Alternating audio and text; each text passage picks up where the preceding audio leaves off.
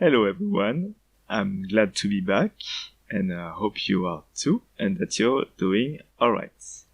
So today, as planned, we are going to start working on the character design for our main character, which is a woman.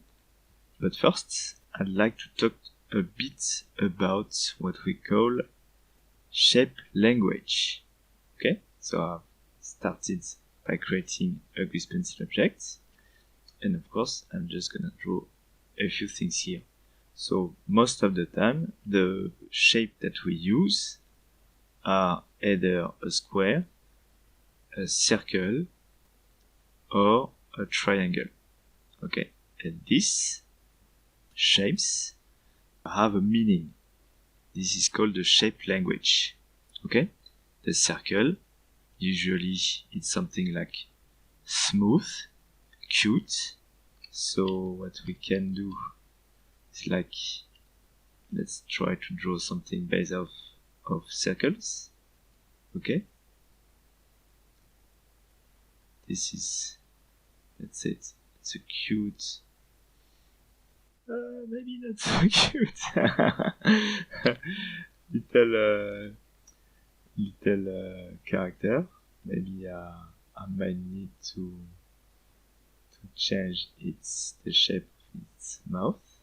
Okay, like that. Okay, so that's usually associated with a friendly character.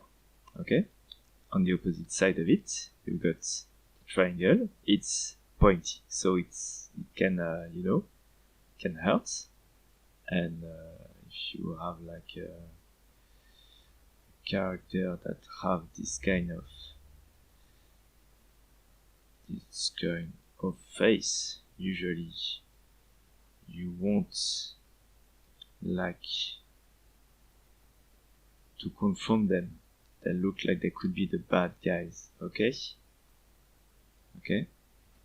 and the square shapes, this is associated with the solidity, strength, and grounded characters.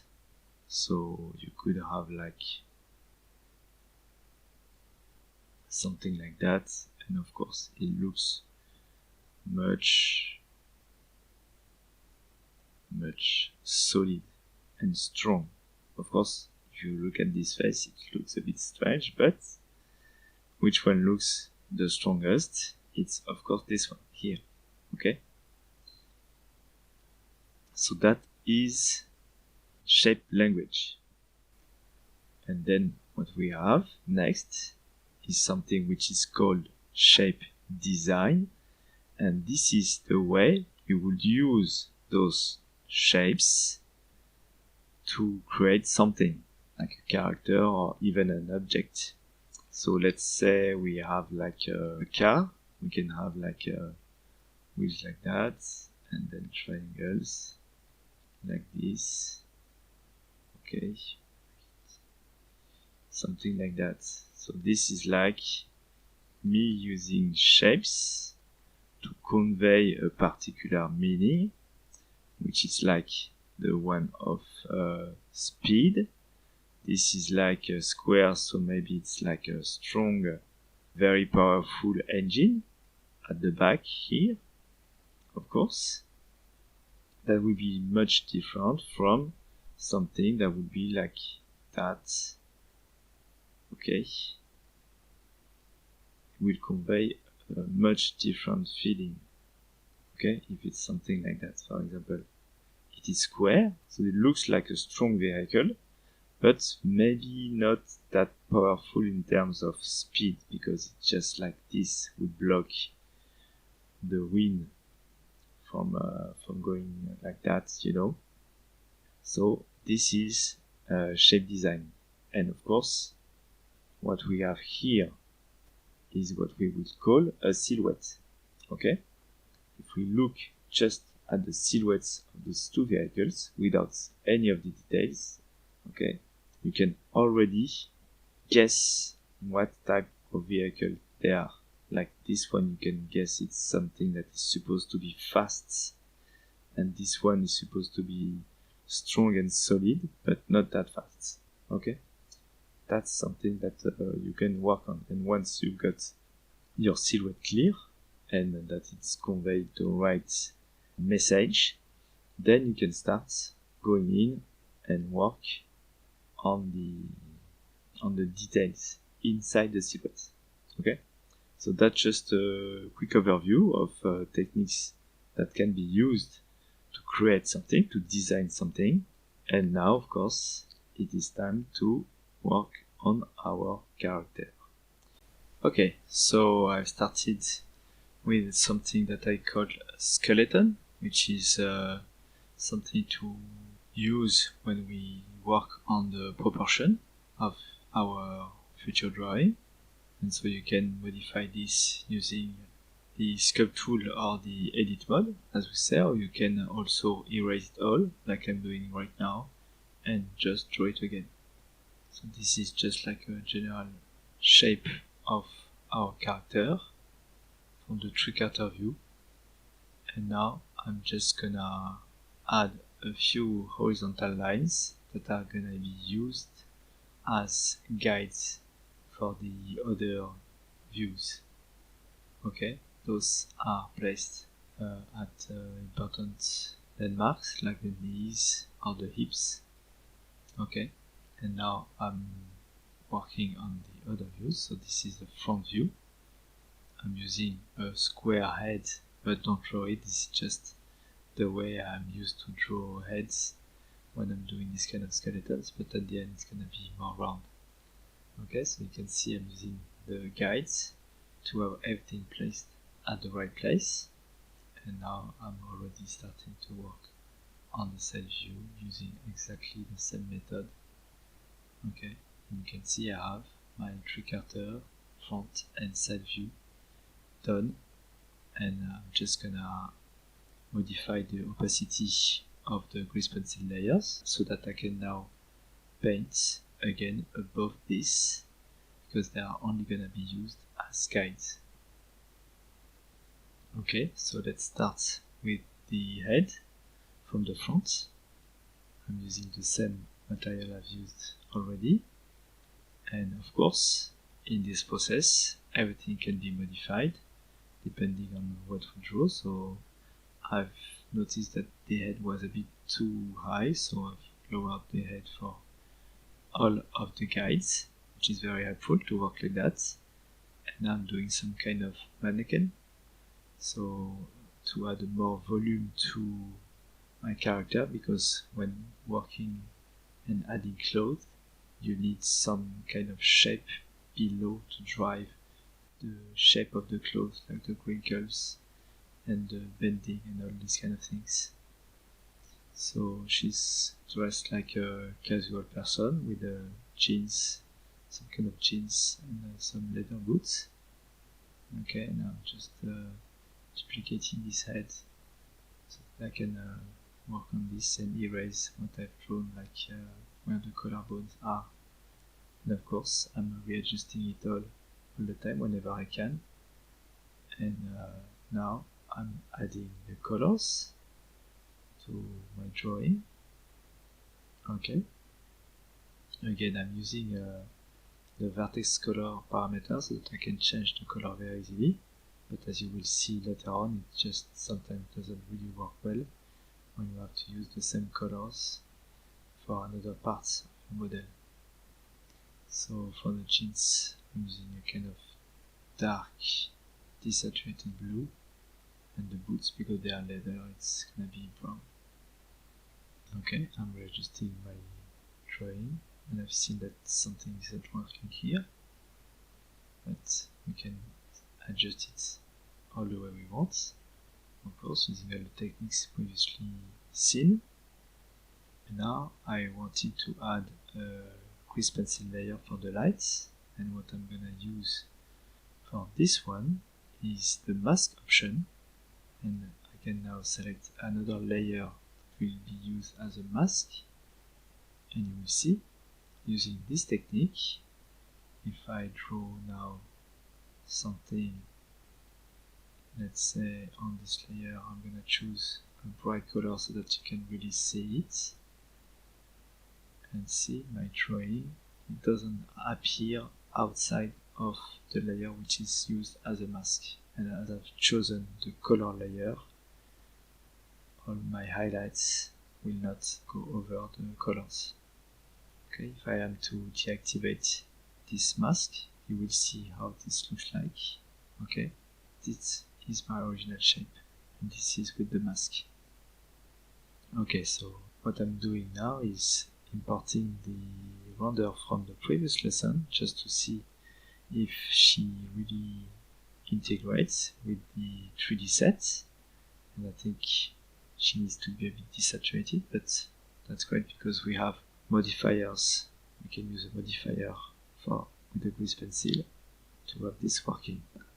And now what I'm doing is that I'm drawing the lights, and you can see this is a shape, and this is another one. So this is a shape design, of course. I'm deciding what shape the light on this will have. And I'm choosing color option for the layer to change the color of the light. But that will not work because if I paint on the hair, you can see it's still the same color. So I'm gonna switch this technique, and then I'm gonna modify the blending of the layer. And I will choose hard light so that it just adapts to the color underneath. Okay, so painting all the highlighted areas on the drawing, and now I'm doing the same with the shadows using the multiply blend mode for this layer, and you can see that we are done. Okay, I'm now adding some kind of dark frame around my scene just to see if it's working or not. And now I'm just refining the drawing of the face because it wasn't looking really great the way it was, and I just wanted to push it a little bit further just to add details and see how it would look like if we go a bit further. Okay, now I'm trying to use the lights in rendered mode so that we can see we will I think we're gonna play with this a bit depending on the situation, but that's gonna look great to use those. And of course it's now time to work on all the other poses, so I'm working on the side view right now. Okay, using the same method, so I'm drawing the mannequin first, then I'm adding lines for the clothes. Okay, using always the guides and what we've drawn before just to be sure to use the same kind of clothes and shapes and all. And now something I had a bit of difficulty with, what I talked about a bit earlier, was to really use exactly the same colors for the different parts of the drawing. So the hairs are a bit different, the lips are a bit different, and it was a bit complicated because whenever, even if I was sampling the colors, the resulting color wasn't exactly what I used before. You've seen me, I've used the grease pencil menu to bring back what I've drawn, the pants, and now again I'm just adding lights and shadows to this view everywhere it's needed, very easily with sculpting and the edit mode. Okay, I forgot how it was here, and again I'm just adjusting even what I did before based on my side view. Now it's time to start our 3/4 views. We started the skeleton on this view, but it was easier to start the face view for the rest, because now I have like a solid reference to work with when I'm doing my 3/4 view in terms of shapes and our clothes as well, because they have been like let's say validated on the other views. So this process, of course, takes a bit of time. I haven't cut anything out, but it's sped up, of course, otherwise it would be just too long. Again, the same problem with the colors. I'm gonna have to adjust that later on, and it's gonna be just a bit complicated, because whenever you want to tint a color, sometimes it just tints another object. And I haven't figured out how to isolate just one part of your grease pencil objects. If you know how to do it, please let me know in the comments. That will really help me for the future of this project. And again, adding lights and shadows on every part that is necessary. I've simplified the face here a lot, removing the shadows of the entire nose. Okay. I'm adjusting all views whenever I can based on what I've done so far. And here you can see me trying to adjust her head because it was a bit too round for me based on the side view. Okay. And of course trying to have the matching colors for the skin and the hair, which was a bit complicated.